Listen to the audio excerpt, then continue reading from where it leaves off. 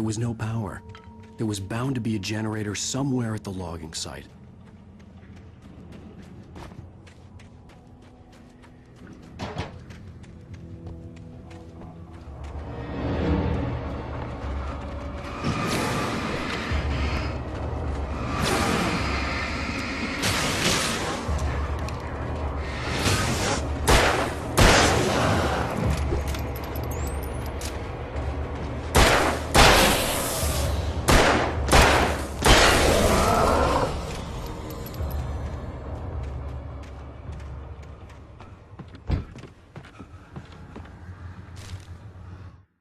I heard them before I saw them, swooping down from the sky and screeching as they came. I spun around just as the cloud was upon me. For an instant, I stared into 100 dead eyes, black pearls glittering in the darkness. I raised the flashlight and the swarm exploded like fireworks. Feathers burned, turned into ash. I couldn't hear my scream above theirs.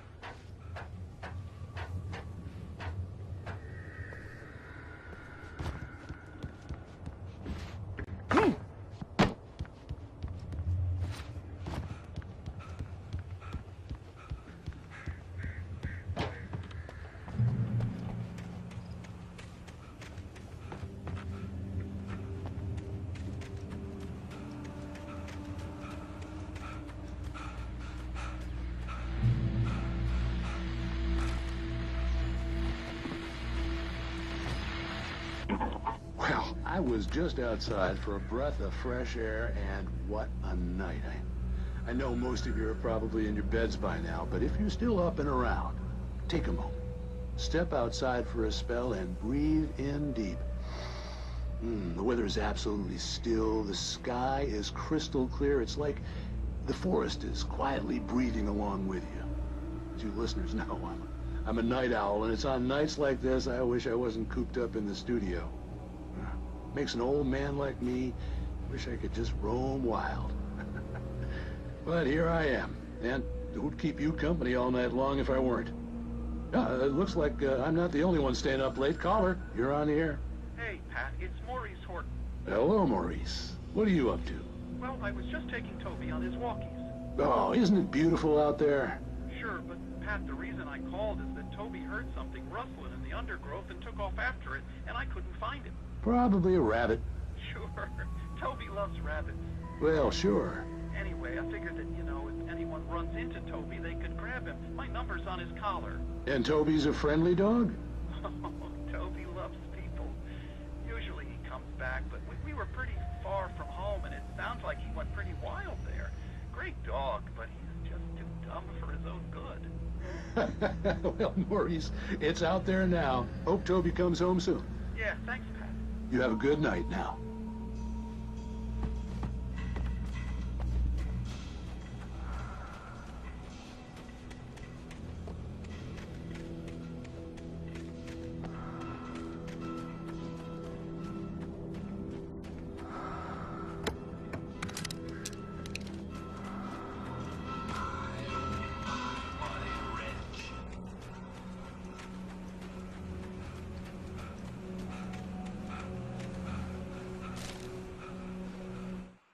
At first, I kept finding the pages as if by accident. The book I couldn't remember was either a terrible and true prophecy or an act of creation that had rewritten the world. I began to hunt the pages feverishly, for they held the answer to the mystery. With it, I could save myself. With it, I could save Alice.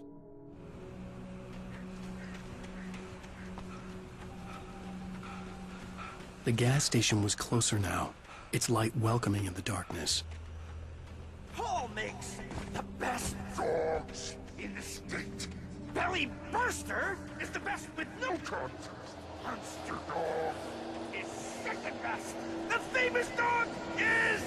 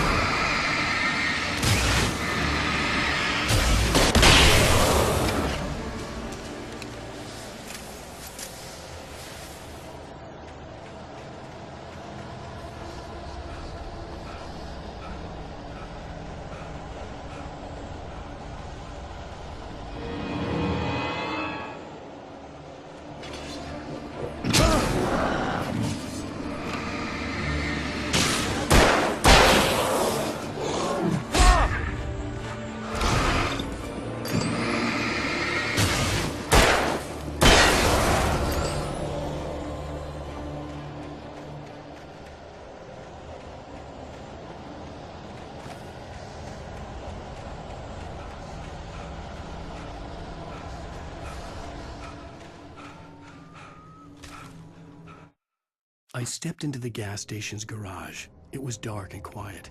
The place was a mess. It looked like someone trashed the place or that there'd been some kind of fight. Light spilled into the room through an open door at the back, and I made my way toward it. Without any warning, I was blinded by a bright light. An old portable TV on the shelf had come alive by itself. Impossibly, I could see myself on the screen, talking like a madman.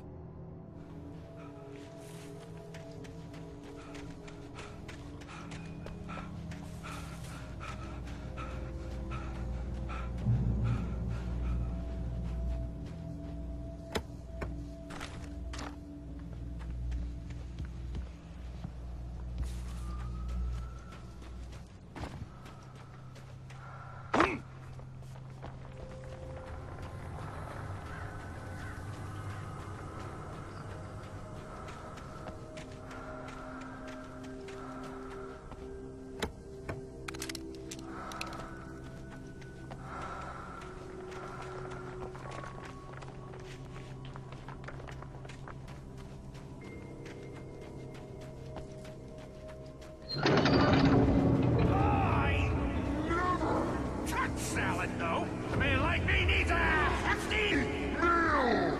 That's for the day.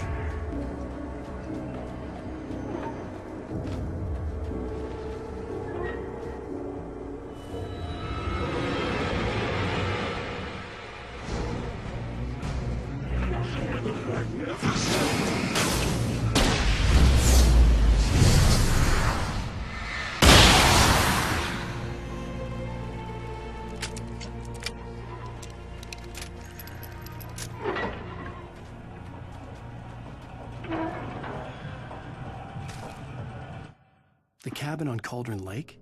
She asked. The sheriff looked at me suspiciously. The early morning light flooded through the office windows. I would probably never have gotten out of the woods alive without her help, but I couldn't tell her the truth of what I'd faced the previous night. She'd think I was lying or crazy. She'd lock me up, and she wouldn't help me find Alice.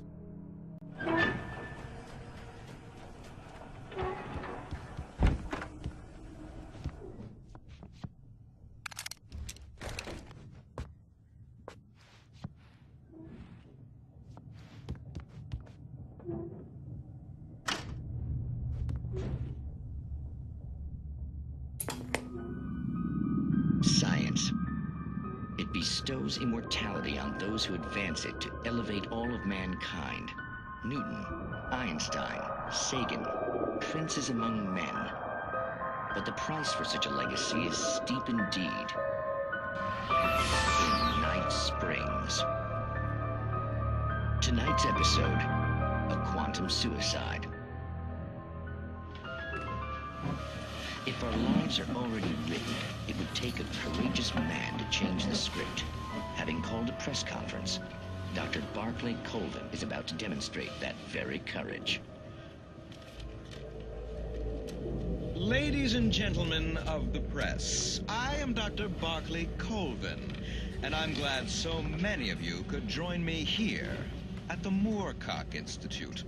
Tonight, I'm going to give a practical demonstration of the many worlds interpretation.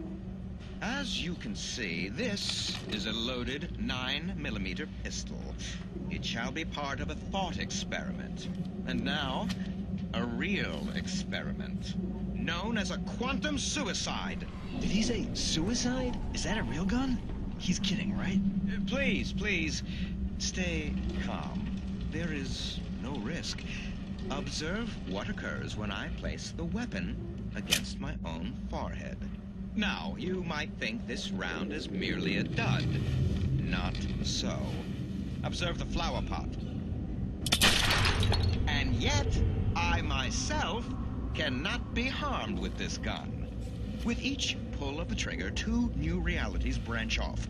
One in which the weapon didn't fire, and one where it did.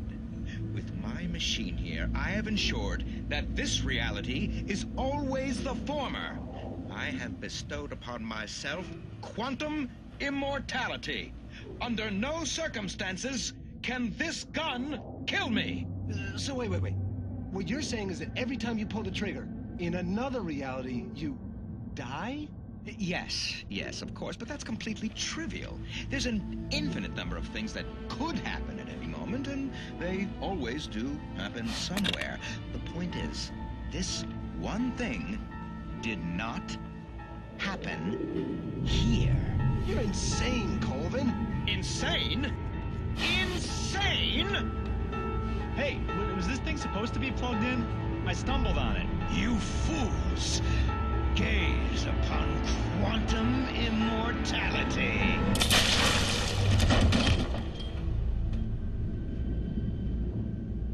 Poor Dr. Colvin, felled by his own hubris or the ignorance of the masses.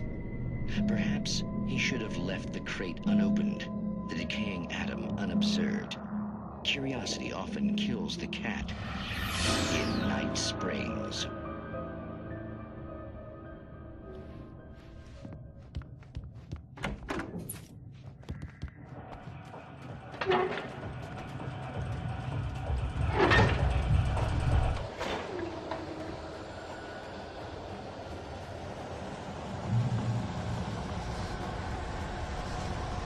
Treating us or what? Worthian is not as simple and as you might think. It can be dangerous. It requires patience, even with the engine takes hours to cool. Dropping tools